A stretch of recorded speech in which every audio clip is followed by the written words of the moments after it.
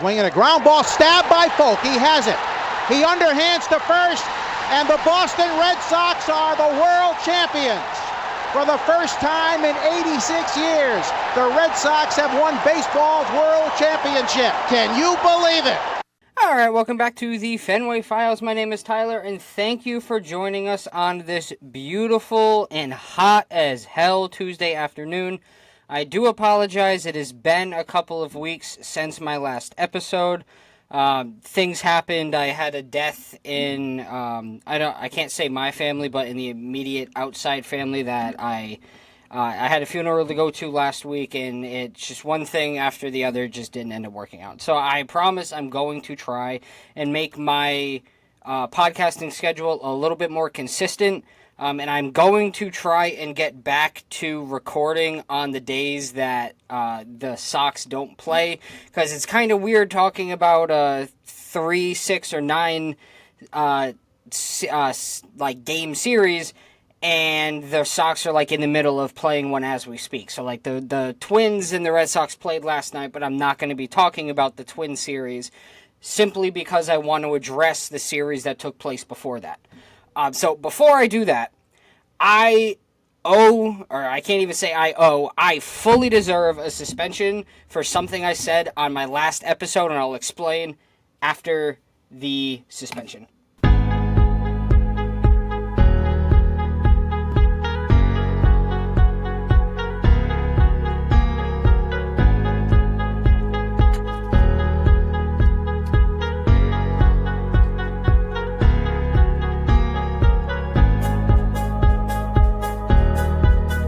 Alright, so long story short, if you watched last episode, one of the people on my trade list was Christian Walker, for the sole fact that I thought he was still on the Diamondbacks because my stupid ass forgot he wasn't. So I was completely forgetting the fact that he signed a massive contract with the Astros this past offseason, literally making my entire point null and void. So that is what that suspension is for. Now, if you clicked on this video, you saw the name of this episode. There is, I can't even call it really breaking news, but I feel like I have to hit the home run horn for this because, this is something that I have been begging for all season, all of last season, all of the offseason, and finally the Red Sox put their foot down and said, no, we're not doing it. So I have no choice, because when you have a player at the level that Jarren Duran plays at, when you have a player that pours his heart and soul into every single game he plays, it doesn't matter if he's doing well, it doesn't matter if he's doing bad, he is going to give 110% every single at-bat, every pitch, every inning, every game for 162. When you have people on one side of Twitter saying for over half a year, we need to trade Jarren Duran, we need to trade Jarren Duran. Oh, we want Joe Ryan. It's the only possible way that we could get a frontline starter, not completely ignoring the fact that we have 6 top 100 prospects right now, completely ignoring the insane depth that we have in our farm system. No, Jarren Duran has to be the one that gets traded. According to, who wrote this?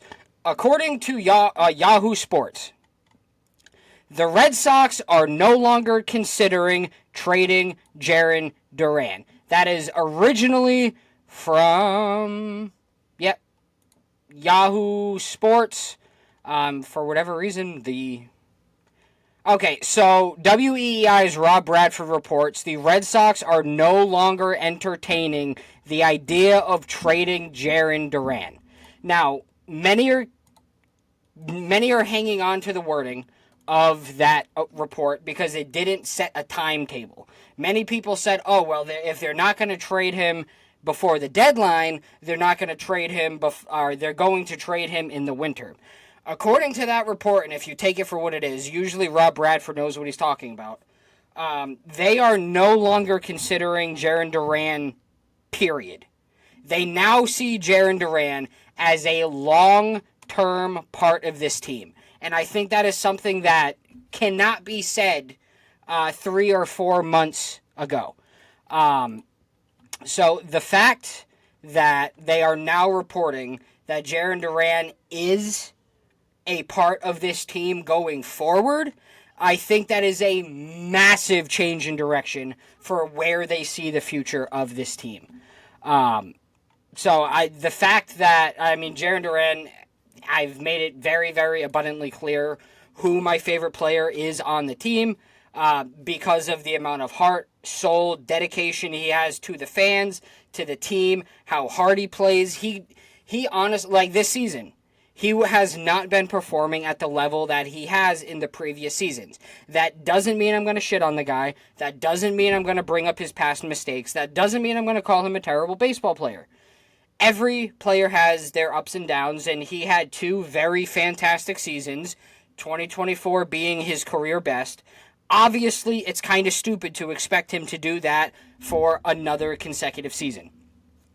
But the fact that the Red Sox are now considering him as a part of their long-term plans for the future, I think is a huge storyline that just simply isn't getting enough attention, especially on Red Sox Twitter at the moment. So before I get into the past couple of weeks, because we have not podcasted since the All-Star break, we had 9 games played over the last 10 days, or 11 days. 3 against the Cubs, 3 against the Phillies, and then 3 at home against the Dodgers. Many of those games did not go the way I wanted them to go. However, it was kind of predictable to know what the record was going to be when you face the 3 division leaders in the National League. But before we get into that, I do want to go over some injury updates because there are some pretty big I can't even call them announcements. They're just like big injuries that have happened since our last episode. Aroldis Chapman left the game 2 days ago with what was later deemed back spasms or back tightness.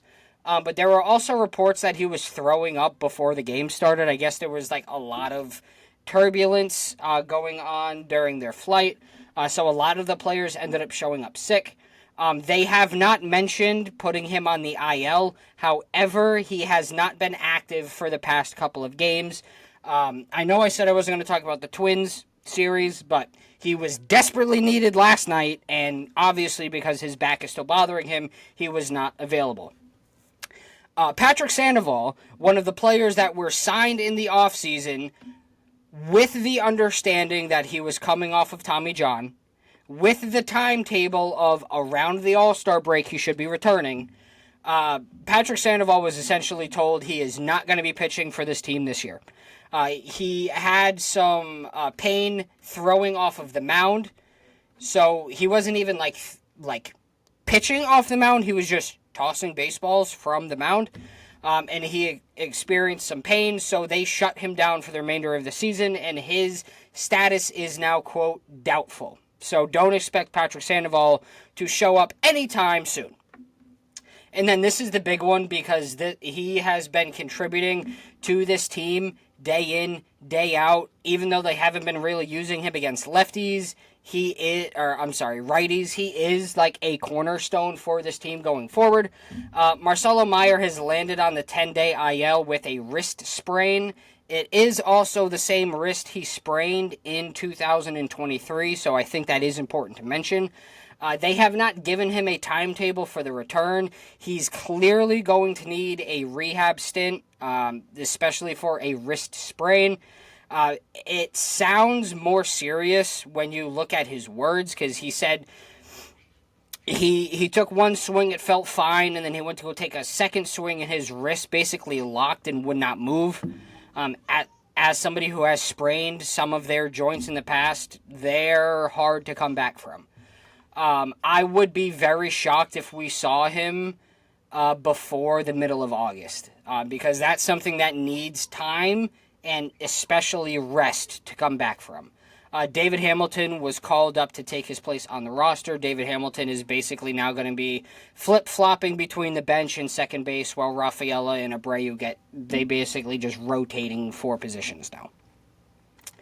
So, how are the Red Sox doing currently? What is their record, and where are they at the moment?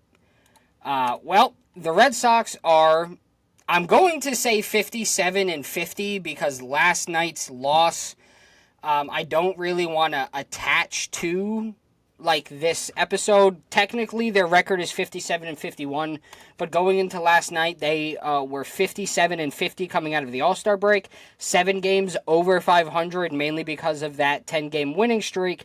However, during that absolute gauntlet of games we had to play coming out of the All-Star break, we managed to win 4 of the 9 games. So yeah, that doesn't sound great, but when you say, well, we almost went 500 against some of the hardest teams in the National League, that sounds pretty good.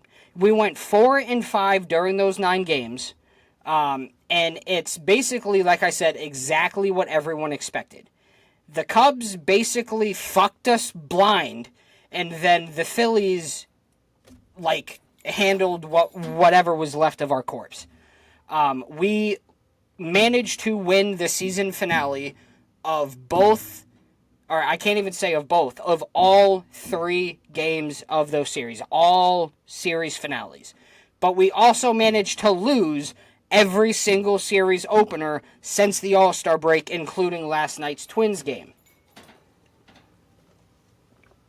We managed to prevent a sweep from both the Phillies, from the Cubs, and then we won the series against the Dodgers, which is awesome.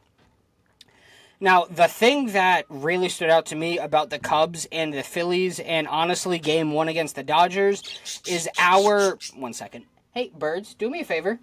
Shut it. Thank you. The thing that stood out to me the most about the Cubs, Phillies, and then Game 1 against the Dodgers is our starting pitching took 25 steps back from how they were performing during the 10-game winning streak. And obviously, it does have some part to play with like the level of competition we faced during the 10-game winning streak compared to now. But when Lucas Giolito is giving up like 3 homers by the second inning, Brian Bayo during the daytime fucking sucks again, and Walker Buehler literally does not belong anywhere near a baseball, it's like, how can you expect us to maintain our pace and our position in the second wildcard spot? The other thing that stood out to me during the first 2 series, especially against the Cubs and the Phillies, is our offense looked like it was literally in a coma. Like, when you look at our stats over those 9 games, including the 2 victories against the Dodgers, we're batting literally .202. Like, just over the Mendoza line, that level of, like, bad. And we're also striking out at least 10 times a game since the All-Star break. We had 91 strikeouts in 9 games, which is, like, simply ridiculous. Like, foundationally, I can't even say foundationally, like, organizationally, there is clearly a problem. It's either approach at the plate, it's something.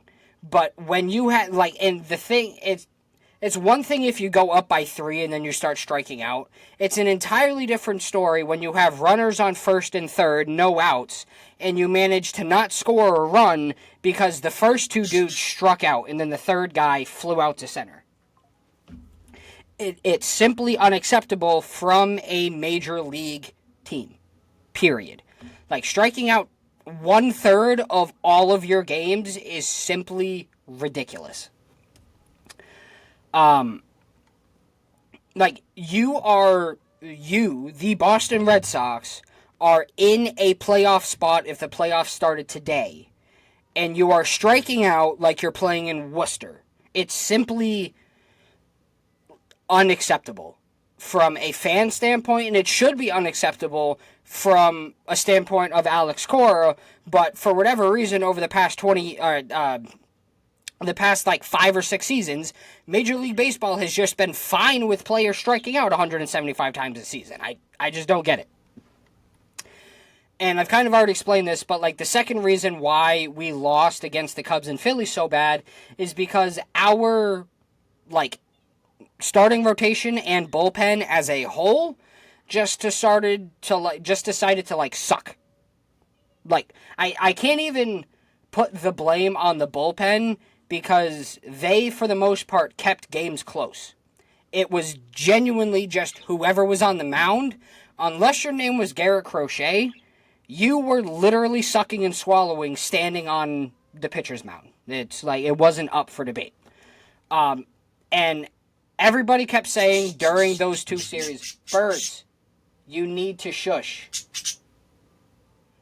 Everybody kept saying during those two series, once we get home, we'll be fine, and they were proven absolutely correct.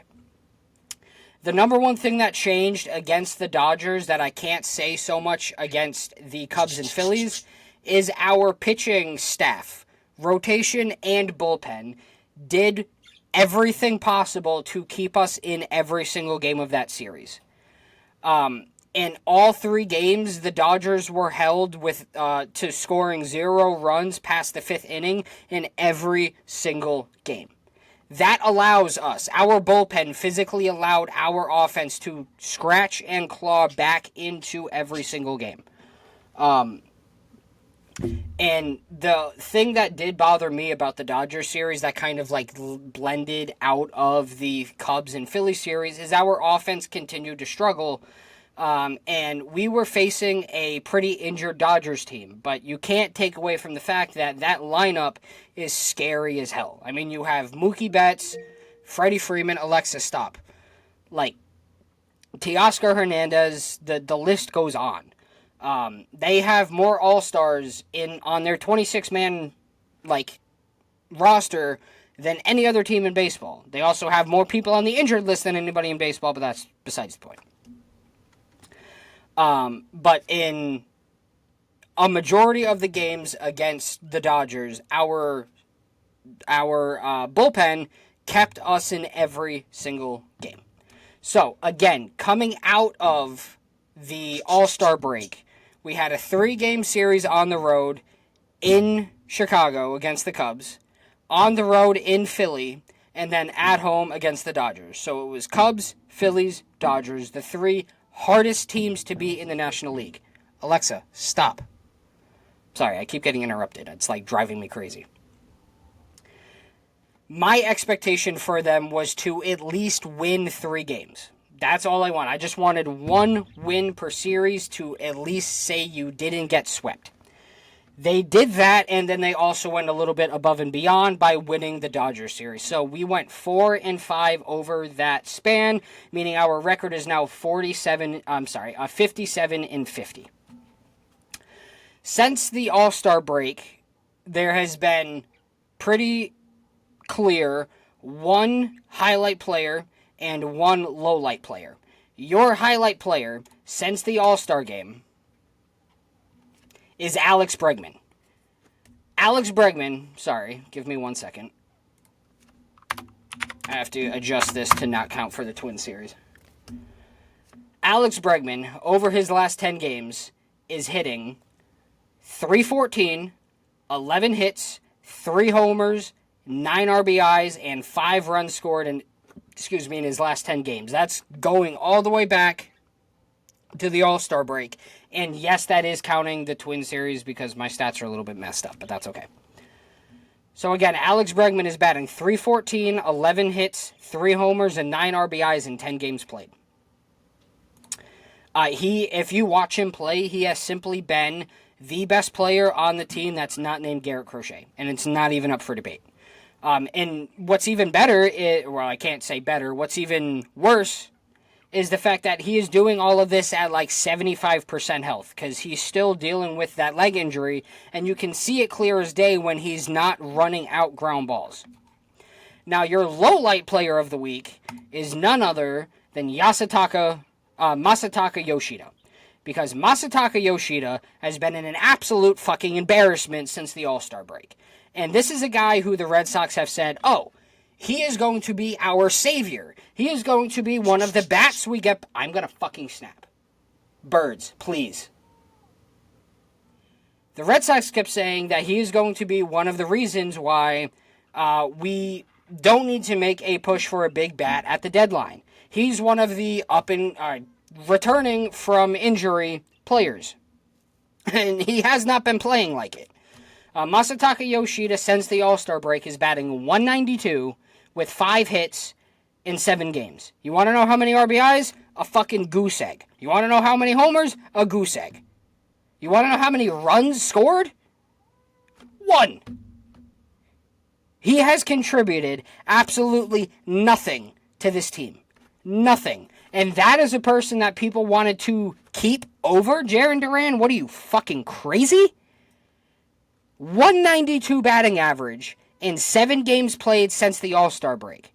Now, it would have been Connor Wong, but what happens when I put Connor Wong stats over the last 7 games is he hasn't played. I said Connor Wong, not Connor Bedard. So this is going back. I can't even do 7 because that's going back to the Colorado series. So Connor Wong has played in 3 games. 3 games since the All-Star break. He simply should not be on this team, period. But since the All-Star break, he's batting 167 with a singular hit and 1 run scored. No RBIs. However, he does have 1 extra base hit. His first extra base hit of the season. Which is, like, shocking. That he has 1 extra base hit the entire season. The entire season. Just so we're clear. So again, your highlight player of the past 9 games has been Alex Bregman, and your low light player of the game or of the last 9 games has been Masataka Yoshida. Now, one thing I do want to pinpoint is the amount of balls that Alex Cora has and the amount of balls that Alex Bregman has because of what happened in Chicago. Alex Bregman was called off. Alexa, stop. Alexa, do not disturb. The amount of balls that Alex Bregman and Alex Cora have to have Alex Bregman pinch hit in Game 3 of the Cubs series, and Alex having one of the biggest hits of the entire series, allowing us to actually win a game, is absolutely massive. And I want to pinpoint the fact that the Dave O'Brien call of this home run was absolutely electric. Yesterday, swinging a high drive, left field deep, half backing up all the way to the wall. See you later, off the bench, 3-run bomb by Bregman. How do you like that? Red Sox on top, 5-1. So Alex Bregman comes off the bench in a 2-1 game and absolutely launches a baseball into the bleachers in Wrigley Field, allowing us to win 5-1. Now, to get back to all of my notes here, yes, the new segment. Okay, so we're going to try to figure this out a little bit here and there because this is a new segment. I've mentioned this in the past that I was going to be introducing a brand new segment. It is called the Take Bucket. I have this beautiful bucket I bought from Savers, and I randomly wrote some takes down. They're all squished up on a sheet of paper. I wrote 1 or 2, I think I wrote actually 3 for one game, for various different parts of each of the last 9 games, and I'm going to randomly select like 4 or 5, probably I'll just stick to probably 3, just for the sake of time. And I'm going to explain what my thoughts were, why I wrote it, when I wrote it, the date or the game, and see if what I wrote down makes sense, or see if what I wrote down was just a kind of like in-the-moment type of stupid comment. So, drum roll, please.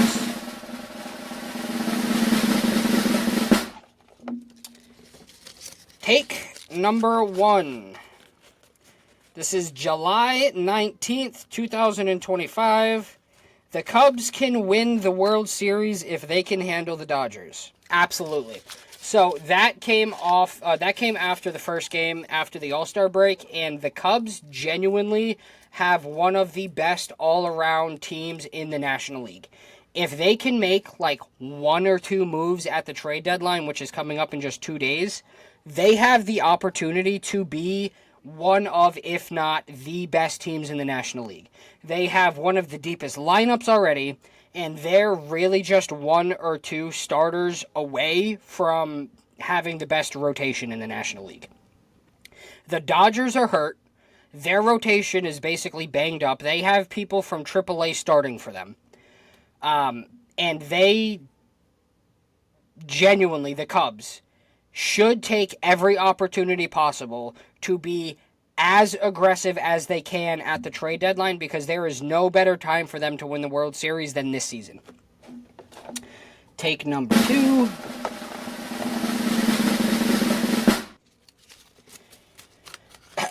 July 20th. No, so that, I'm going to pick a different one. It says July 20th, Masataka Yoshida needs to get the fuck off of this team. I've basically kind of already said that in the low light player of the week, so I'm going to skip that one.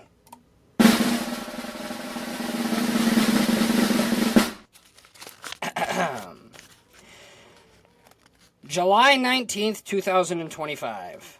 Why is Connor Wong still employed by a Major League Baseball team? I don't think people understand how impressive it is, or how impossible it is, for a Major League backup catcher to have 1 RBI and 1 extra base hit on July 29th of a season. We are 108 games into a 162 game season, and you have 1 RBI, which came off of a sac fly, and 1 extra base hit. Simply pathetic. Simply pathetic. Connor Wong, we can't even trade Connor Wong because literally nobody will take him. The only thing we have left to do with Connor Wong is to literally DFA him. Release him. Get him out of the organization and let him spend the rest of his life as a free agent. I can promise you, by 2026, he'll be retired. All right, last one.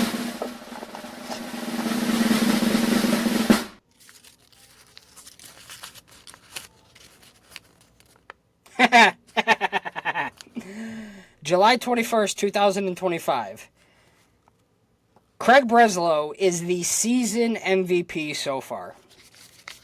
Now, that is a crazy take, simply because of the entire Rafael Devers situation and literally trading away your best player in the middle of a winning streak where you just swept the Yankees. But the reason why, the reason why I fully believe that Craig Breslow is the MVP for this season at the moment is because if you look at who we got this past offseason, getting Aroldis Chapman, getting Justin Wilson, getting the Crochet trade and extension done, getting Alex Bregman in the building. Like, we had 3 All-Stars that made an appearance in Atlanta. All 3 of them were either traded for or signed by Breslow this past offseason. If Garrett Crochet wasn't the best pitcher in the American League, not named Tarik Skubal, I don't know where the Red Sox would be on the season. We would probably be like 5 or 6 games under 500. So the fact that he in one offseason managed to get the best pitcher, the best hitter, the best closer, and some of the best bullpen in the building, while also getting rid of Rafael Devers, a very apparent clubhouse cancer and drama queen, we don't give Craig Breslow enough credit for everything that he did for this team this past offseason. So, kudos to you, Craig Breslow. And I'm going to do one more, and then I promise we'll move on.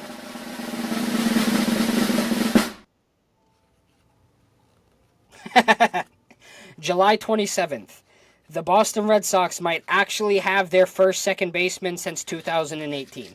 So that was coming off of the Ceddanne Rafaela double play at second.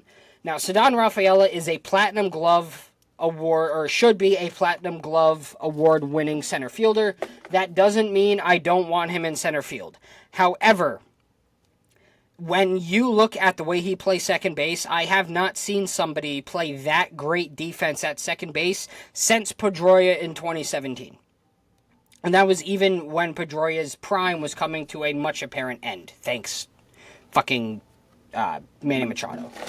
So that kind of wraps up the bucket take segment. So next episode, we will have a bucket of new takes. There are some in here that obviously did not get selected. There are a couple of pretty funny ones.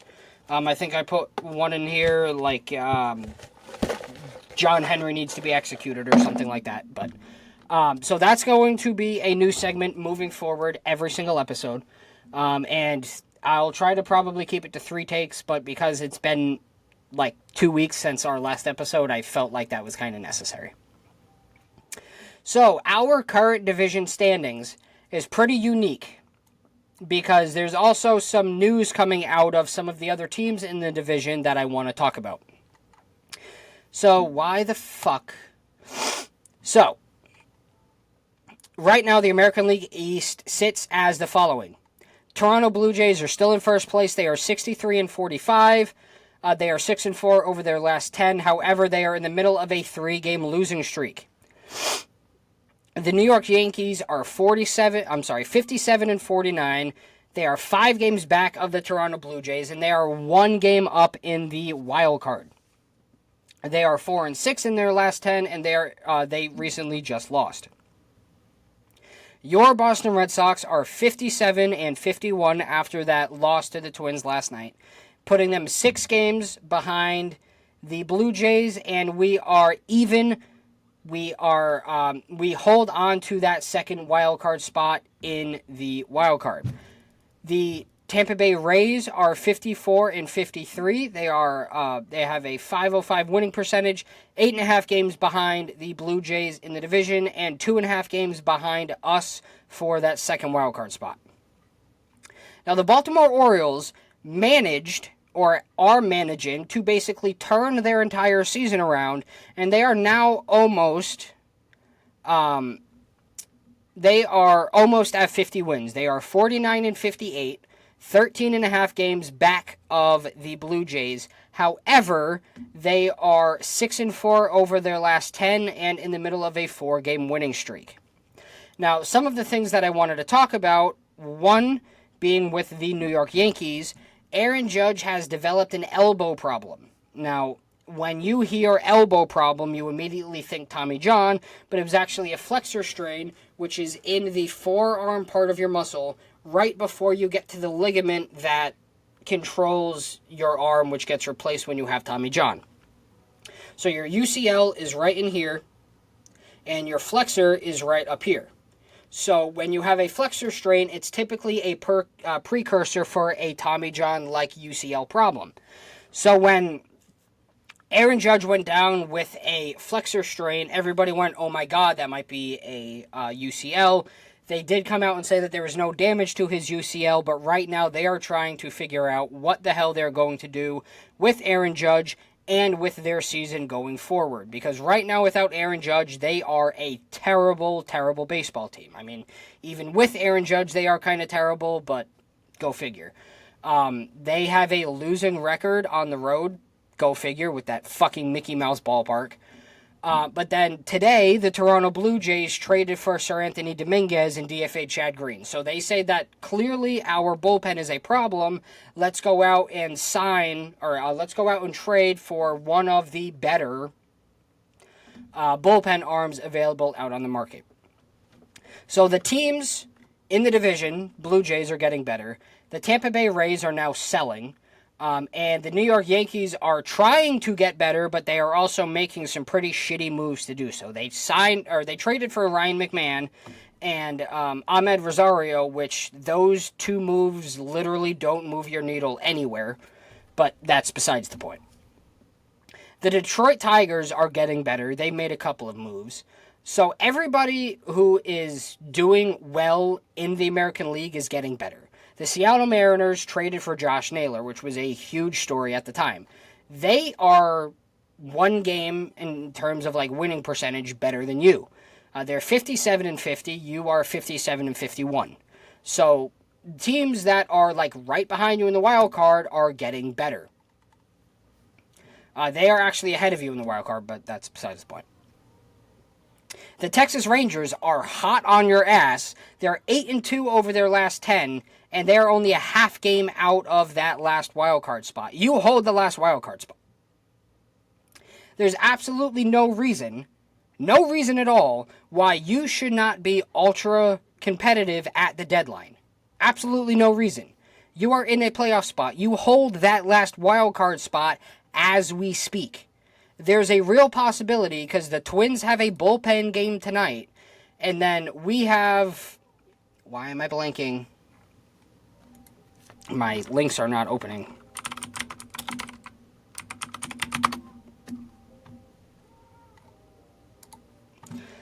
Like, going forward, I'm kind of jumping ahead here, but, like, we have the Twins, and then the Astros, Royals, Padres, and Astros again. So, like, there's a real possibility that by the end of this next couple, basically, like, month, we're either in second place in the division or we're in fourth place in the division. There's really no way around it, and it's going to come down to how we do at the trade deadline. Now, the trade deadline is in literally 2 days. Today is July 29th, and the Red Sox have done nothing, which drives me up a fucking wall, but the Red Sox still have 48 hours. The trade deadline is at 6 o'clock on Thursday, meaning that you have just under 48 hours to make this team better. I don't know what could be worse. Not doing anything or selling. I want them to either buy or sell. I do not want them to sit in the middle of the road and say, you know what, we're fine with what we have. You just lost Hunter Dobbins to a ACL injury. Richard Fitz clearly doesn't have it. Patrick Sandoval is not coming back from the IL anytime soon. So you need at least one, if not two, frontline starters. And there are plenty out there available. Plenty. There's no excuse why you, the Boston Red Sox, cannot put your dick on the table, put the prospects in a package, and get yourself a fucking starter. You are not the Tampa Bay Rays. You are not the Baltimore Orioles. You are not the Colorado Rockies. You are the fourth highest grossing net worth team in professional sports. Not just in baseball, in professional sports. Get yourself a fucking starter to play behind Garrett Crochet. Don't do it at 5:59 p.m. on Thursday. Do it tonight. There's no reason why you shouldn't. Zero fucking reason why you shouldn't. You need not one, but two starters for this team. Because we, at this moment, with Richard Fitz getting sent down to Worcester, we do not have a fifth starter. We don't. Kyle Harrison is still in Worcester, as far as I'm aware. Sorry, let me just check. I'm almost positive I have not heard Kyle Harrison called up to Major League Baseball or anything like that. Alright, yeah, no, there's just no improvements on that end. So we have Garrett Crochet, Lucas Giolito. Put your fucking thumb down. Garrett Crochet, Lucas Giolito, Brian Bayo, Walker Buehler, and then none of the above. To be determined. I do not want to have a bullpen game every 5 games. I don't. I'm sick of bullpen games. I'm absolutely sick of it. It's fucking stupid. So we need to get somebody. So, sorry, I might have to end the podcast. It sounds like my daughter is not having a very good time right now. I don't understand that. You need to get at least 2 starters. End of discussion. And with Aroldis Chapman now being down with a back injury, you might have to get a bullpen arm too. So your needs at the deadline are 2 starters, possibly a bullpen arm, and definitely a bat. You can talk to me about backup catcher, because if you can get a player that fills in as a backup catcher so Connor Wong can get the fuck out of this organization, then we can have that conversation. One player, and I kept seeing this come up, especially during the All-Star break.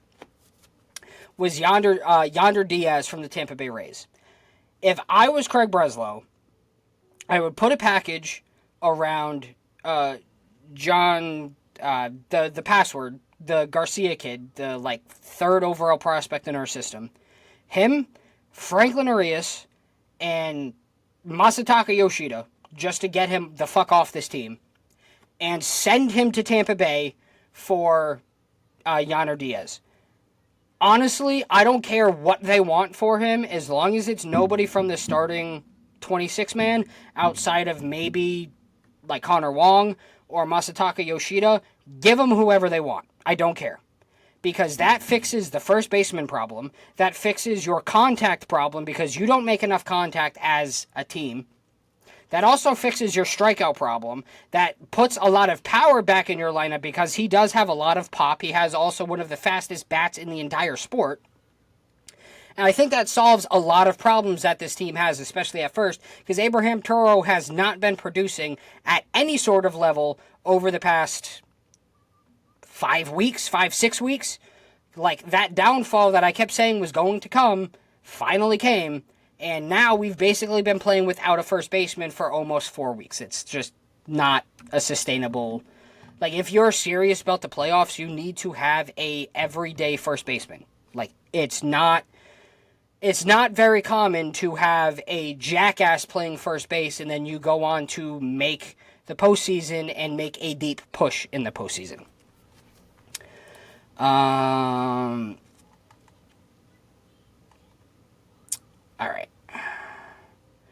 So, what is coming up next? I've kind of already alluded to it, but we have a 3-game series that we're in the middle of right now with the Twins on the road, and then we have a 6-game homestand against the Astros and the Royals. Now, the Astros are first place in their division, and the Royals are trying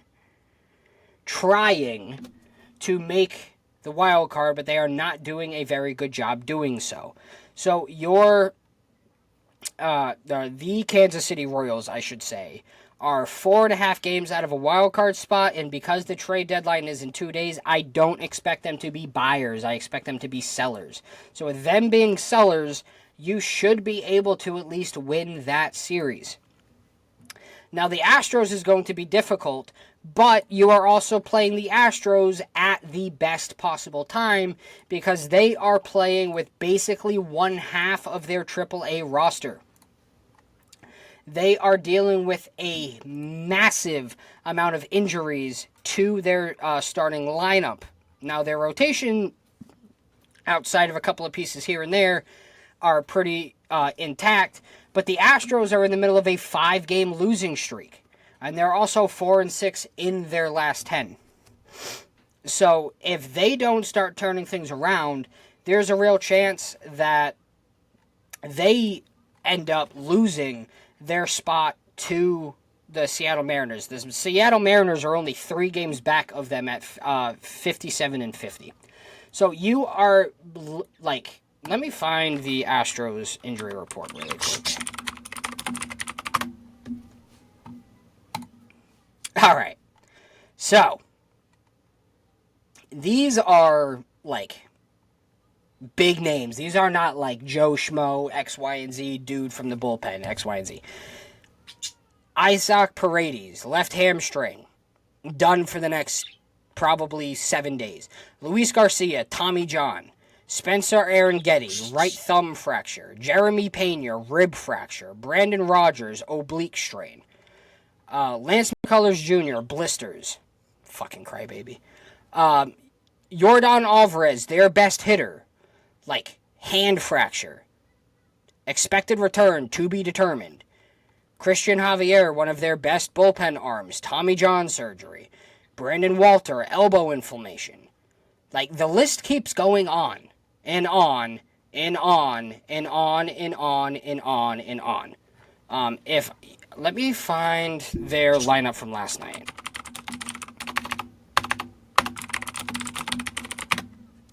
So the Astros lost 2-1 to the Washington Nationals last night, and they had a dreadful lineup. Taylor Trammell, Cooper Hummel, Shea Whitcomb, Jose Altuve, Victor Caratini, Christian Walker, Jacob Melton, Yainer Diaz, Mauricio Dubon, Bryce Matthews, Zach Short, Chas McCormick. Now, Chas McCormick came in, Cooper Hamill came in pinch hitting, defensive replacements, but like they literally had zero lineup. Their best players, Jose Altuve and Christian Walker, did not contribute whatsoever to their game last night. So you are facing the Astros at the best possible time. No way around it. You're facing them without their best hitters, without their best pitchers outside of Framber Valdez, and he just pitched last night. So you're not going to be facing Framber Valdez going into the Astros series. At least you shouldn't be. So, again, we have a 3-game series against the Twins, which we're in the middle of, and then a 6-game homestand against the Astros and Royals. Now, tonight... What in the hell?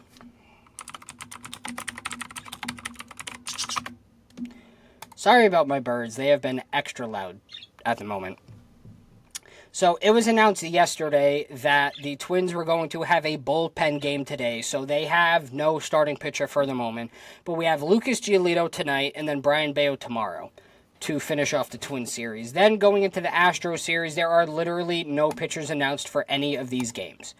Now, the big one that stands out to me is the first game of the Astros series because that's when the Hunter Dobbins, Richard Fitz role kind of comes in. So it seems like Garrett Crochet is going to be getting at least one of the Astros games, with Walker Buehler getting the second. But we'll have to turn into the games to see. Alexa, stop.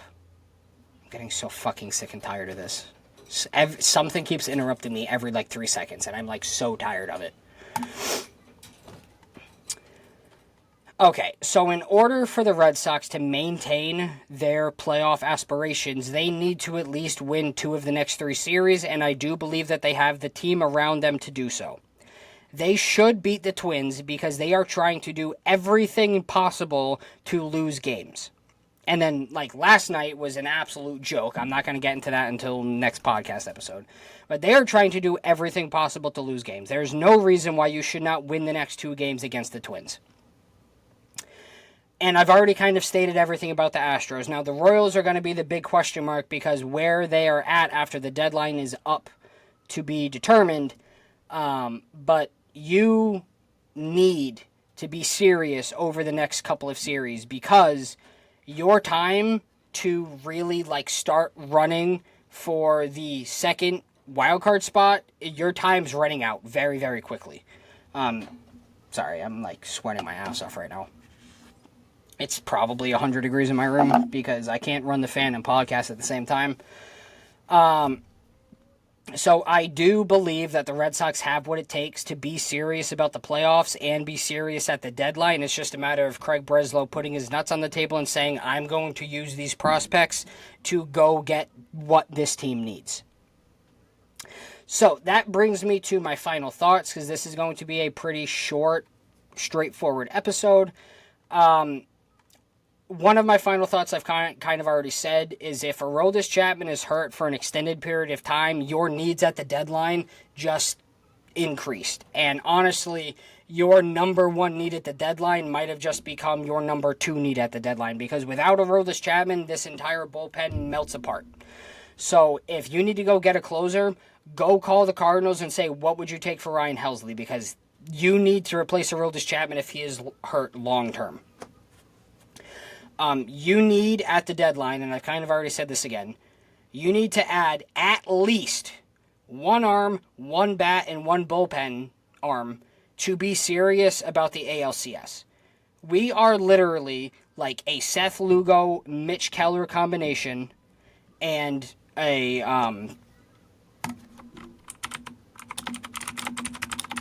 sorry, something just we're Yandy Diaz, Mitch Keller away from not only making it to the ALCS, but like having the possibility of making it through the ALCS. Now, I know that sounds crazy because we're in the third wildcard spot right now, but that's how important Yandy Diaz, Mitch Keller, Seth Lugo, like you name the starter.